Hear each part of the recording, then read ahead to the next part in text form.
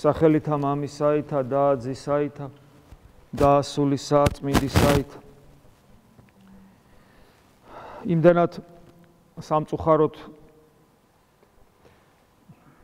ძალიან ხშირად ეს გაცვეთილი სიტყვა გახდა, რომ დღესასწაულის მილოცვა რამე თუ ძალიან ხშირად მოკლებულია იმ არსს, რომელსაც ყოველი დღესასწაული ატარებს, რომ სიმართლე გითხრათ, ხშირად მეხამუშება კიდევაც ხოლმე ადამიანისათვის საეკლესიო დღესასწაულის მილოცვა.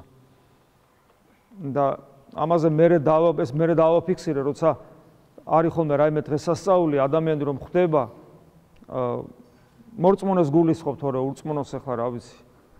ნაკლებად ულოცავ ხოლმე დღესასწაულს.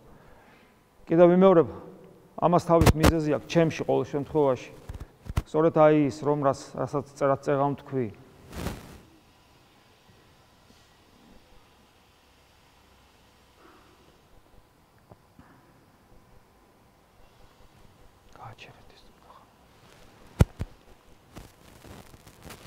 და ეს შეიძლება ძალიან სუბიექტურიც იყოს, მაგრამ შეიძლება ამას ობიექტური მიზეზებიც ჰქონდეს. ყოველ შემთხვევაში მე ამ სუბიექტური განცდის მიღმა ობიექტური რეალობასაც ვხედავ. ანუ რა არის თავარი პრობლემა ჩემის აზრით? ეს არის ის არაჯანსაღი დამოკიდებულება ჩვენი რელიგიური, ჩვენი სულიერი ცხოვრებისადმი, ჩვენი სარწმუნოებისადმი. სიყალბის ძალიან დიდი ხარისხი, ძალიან დიდი რაოდენობა შეიძლება ასე ითქვას.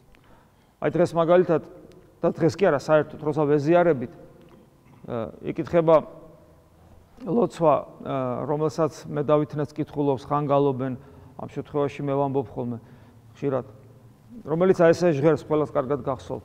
რომ ვეზიარებით, მე ვამბობთ ესეთ რამეს. აღდგომა ქრისტესი ვიხილეთ. რას ნიშნავს ეს სიტყვები? როგორ ფიქრობთ, რას ნიშნავს ეს აღდგომა ქრისტესი ვიხილეთ? ხშირად გვითხოვს, რომ წმინდა წერილის ან ლიტურგიკული ტექსტების სიტყვები, უდიდესი უმრავლესობა მათი არ შეიძლება აღქმული იქნას როგორც მეტაფორა, პოეტური გამშვენება ტექსტობრივი. არამედ ეს რეალობად უნდა იქნას აღქმული. როცა ადამიანი ეზიარება დიახაც, მან უნდა იხილოს აღდგომა ქრისტესი. და თუ მაზიარებელი ადამიანი ქრისტეს აღდგომას თავის თავში ვერ ხედს და ეს სხვა საკითხია, ეს რას ნიშნავს? სხვა საკითხია სუბიექტურად როგორ უნდა განვიცდეთ ქრისტეს ჩვენთან ყოფობას.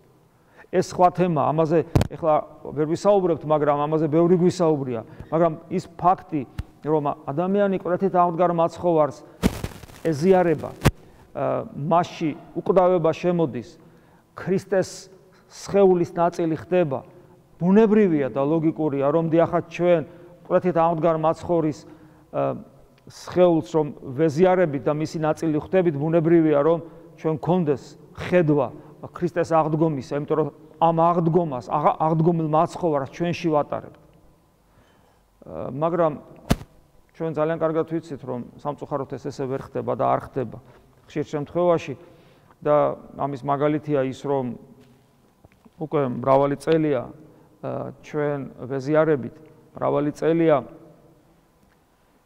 რაოდენობრივად ხედავთ, როგორ გამრავლდა საქართველოს მართლმადიდებელი ეკლესია, ანუ თითქოს როგორ გაიზარდა ქრისტეს ეკლესია, ანუ ქრისტეს მისტიური სხეული საქართველოში, მაგრამ რეალობიდან ჩვენ უყურებთ რა რეალობას როგორია, სინამდვილეში ხედავთ, რომ ეს სულაც არ არის სინამდვილეში და აი ამ რაოდენობრივი ზრდის მიღმა, ის ნამდვილი ჭეშმარიტი მაჩვენებელი ჩვენი ქრისტესთან ყოფობისა თითქოს არ ჩანს.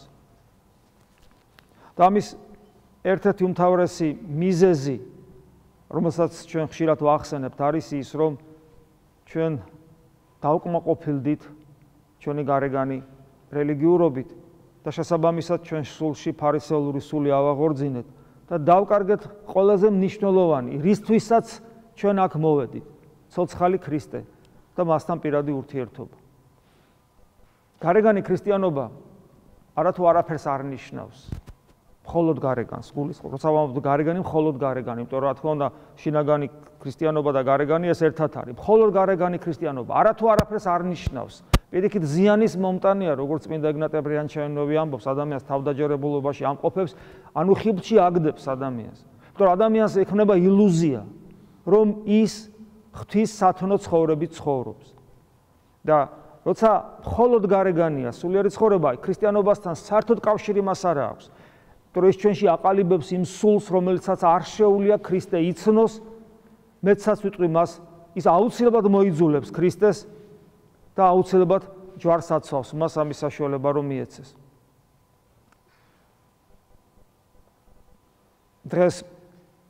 დღევანდელ დღეს წმინდა ნინოსთან დაკავშირებით გახსოვთ რომელი სახარება იქნა აღმოკითხული. სულელ და ბრძენ ქალწულებზე. ჩვენ რო კარგად გადავავლებთ თვალს ამ ჩაუღმავდებით, დავინახავთ ამ იგავურ სახეს, დავინახავთ რომ სულელი ქალწულებიც ისევე ცხოვრობენ, როგორც ბრძენი ქალწულები. გარეგნულად თვალსაზრისით ისინიც ისეთივე გულმოდგინენი არიან, როგორც სულელი, როგორც ბრძენი ქალწულები. ისინიც ქალწულები არიან, ისინიც ღამის თევის სახურებაზე არიან, ისინიც მოლოდინში არიან, რომ შევიდნენ სასუფეველში. გახსოვთ ეს იგავი, ხო წაკითხული გაქვთ, კითხულობთ, დღესაც აღმოგვიკითხა დიაკონმა. ანუ გარეგნული მსახურებით ისინი არ განსხვავდებიან ბრძენი ქალწულებისაგან. მაგრამ მათ წმინდა წერილი უფალი სულელს უწოდებს, განსხვავებით ბრძენისაგან და ამ წოდებას კიდევ ინჩივის. გახსოვთ ის საშნელი სიტყვები, როდესაც ის მდგომარეობა, როცა მათ წინაშე სასუფეველის კარი დაიხურება და როცა მათ აღარ ექნებათ არ აქვთ საშუალება რომ შევიდნენ და თან როგორ თავდება ეს გახსოვთ ეს იგავური სახე რომ როცა ჩვენ ყველაზე მეტად მოულოდნელად შეიძლება ეს მოხდეს. აი მოულოდნელობა, ანუ ყოველთვის მზაობა უნდა გქონდეს ადამიანს და მოულოდნელად შეიძლება ჩვენ წირაშე ეს კარები დაიხუროს და გავიგონოთ ძალიან უცნაური სიტყვები მაცხოვრის, რომელიც სწორედ იმ შინაგანზე მიგვანიშნებს, რომ მე არ გიცნობთ თქვენ. გახსოვთ როგორ ეუბნება? მე არ გიცნობთ. თითქოს მთელი მათი ცხოვრება იყო ღვაწლი ღვთის საძიებლად, მაგრამ უფალიონება მათ არ გიცნობთ. და ის ზეთი შინაგანი გულმხურვალებისა, რომლის გარეშეც ჩვენი ჭეშმარიტი სარწმუნოების ლამპარი ქრება, რაც დაემართათ ამ სულელ ქალწულებს, ის ზეთი სწორედ არის ქრისტესთან პიროვნული ურთიერთობა. ყველაფერს აკეთებდნენ ესენი, მაგრამ მათი შინაგანი გულმხურვალება ჩაქრა, ჩაიფერფლა, მინავდა. რატომ? იმიტომ რომ მათ არ ჰქონდათ ერთობა ქრისტესთან პიროვნული, ანუ ის შინაგანი ცხოვრება, რაც არის განსაზღვრელი ჩვენი ქრისტიანობისა. რაც არის არსი ყოველგვარი გარეგანი ქმედებისასაც ჩვენ ვასრულებთ. რომლის გარეშეც ყველაფერი ფარსი ხდება და არაფერს აზრი არ აქვს. ამიტომ დღეს წმინდა ნინოს ხსენებაა და თუ ჩვენ გვინდა რომ ერთმანეთს მიულოცოთ წმინდა ნინოს დღესასწაული, მაშინ და წმინდა ნინო არის რა ჩვენი მშობელი ქრისტეში და როგორც პავლე მოციქულის სიტყვები აღმოვიკითხეთ დღეს, რომ ბევრი გამზდელი ყავდათ, მაგრამ არა მრავალ მამა, იმიტომ რომ ქრისტე იესოში მე გშობეთ თქვენ, ანუ მშობელი ჩვენი მშობელი, ჩვენი სამშობლოს, ქართველები ვართ, საქართველოში ცხოვრები ადამიანების, ვინც შეისისხორცა ის ჩვენი ქართული ყოფა და კულტურა, ყველა მათი და ქრისტიანობას მიიღო, ყველა მათი მშობელი არის ჩვენი დედა ნინო და მე პავლე მოციქული ამბობს, რომ მომბაძეთ მე როგორც მე ქრისტეს ვბაძავ და შესაბამისად შეიძლება წმინდა ნინოსაც ეს ეთქვა ჩვენთვის და გვეუბნება, რომ მომბაძეთ მე როგორც მე ქრისტეს ვბაძავ და ნინოში სწორედ ის როგორც პავლეში, ის როგორც ყველა მოციქულში, ყველა წმინდაში სწორედ ეს გულმხურვალება, ის სიბრძნეა, ბრძენი ქალწული, სულელი ქალწული.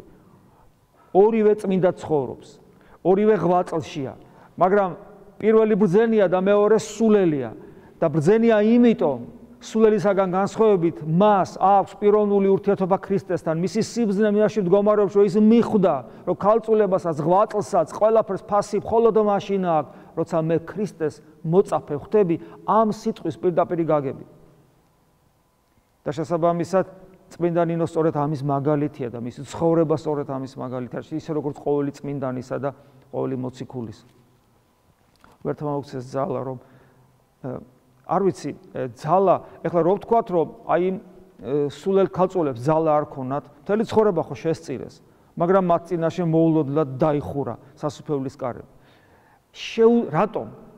ხო, ვთქვით, რომ იგავური სახე ამ შემთხვევაში არ უნდა იქნას გაგებული ისე თითქოს ღმერთი გაუბრაზდა მათ, ან ღმერთმა შური იძია მათზე, ან ღმერთმა დასაჯა. მათ უნარი არ ქონდათ ქრისტესთან პიროვნული ურთიერთობის. აი ეს უნარი, უნარობა, რომელიც არის მთავარი, რითაც უნდა განიკურნოს ჩვენი დაცემული ბუნება, ის უნარობა, რომელიც არ იძლევა საშუალებას ღმერთთან ურთიერთობის. ამიტომ შესაბამისად ჩვენ, როცა თქვათ, სულიერად ცხოვრობთ, მაგალითებს ვკითხულობთ, წმინდა წერილიდან, წმინდანთა ცხოვრებიდან, დღესასწაულია, ყოველთვის აი ამ კუთხით უნდა დავინახოთ საკუთარი თავი, რამდენად გვეძლევა საშუალება ჩვენ დღეს, რამდენად ვცდილობთ იმას, რომ ჩვენ ეს უნარი მოვიპოვოთ, რამდენად ვაცოცხლებთ ჩვენში სარწმუნოებას.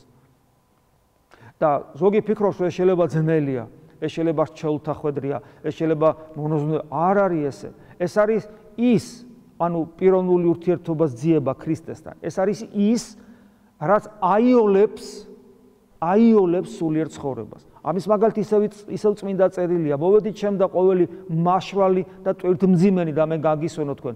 ქრისტესთან პიროვნული ურთიერთობის გარეშე რელიგიური ცხოვრება, სულიერი ცხოვრება არის რთული. რთულია, იმიტომ რომ შენ ბევრ რამეზე ამბობ უარს ამ სამყაროში, რაც შენ როგორც ხორციელ ადამიანს ქსიამოვნებს. ბევრ რამეზე ამბობ უარს, ღვაწლი გაქვს, მაგრამ სიხარული არა გაქვს. ის სიხარული, რომელიც ჩვენ ჯერ კიდევ ხორცში მყოფებს, აღდგომის განცდით უნდა გქონდეს, კვეთით აღდგარი მაცხოვრის ჩვენთან ყოფობით უნდა გქონდეს. და თუ ადამიანი სწორად ცხოვრობს და ღვთის პიროვნულ ძიებას ცდილობს და მასთან პიროვნულ ურთიერთობას, მისი სულიერი ცხოვრება ხდება არა რთული, არამედ იოლი.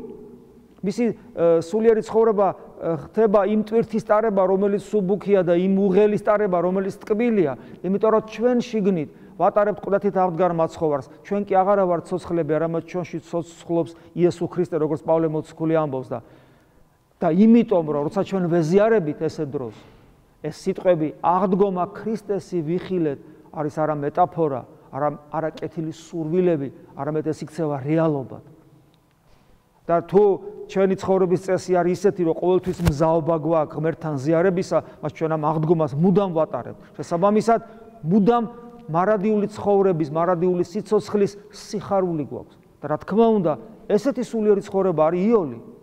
ვიდრე ამის გარეშე არის ძალიან ტრაგიკული და ძალიან მძიმე. როგორც პავლე ამბობს, ჩვენ მაშინ ყველა ეს საცოდავი ადამიანები ვართ. მაგას არ ჯობია ვჭამოთ, ვსვათ, მაინც ხვალე მოვკვდებით. რა აზრი აქვს წვალებას, თუ ქრისტეს არ შევხვდი? ამიტომ ნუ გვეშინია ნამდვილი სულიერი ცხოვრების. ნუ გვეშინია გონიერი ლოცვის სწავლის. ნუ გვეშინია რომ ყველაფერი მივმართოთ იქით, რომ ქრისტე გავიცნოთ. ნუ გვეშინია ამისი. იმიტომ რომ მერე ძალიან გაიოლდება ჩვენი სულიერი ცხოვრება, ჩვენი რელიგიური ცხოვრება, ჩვენი ადამიანობა გაიოლდება. წმინდა ნინო შეგვეწიოს ამ ჩვენ დიდ საქმეში.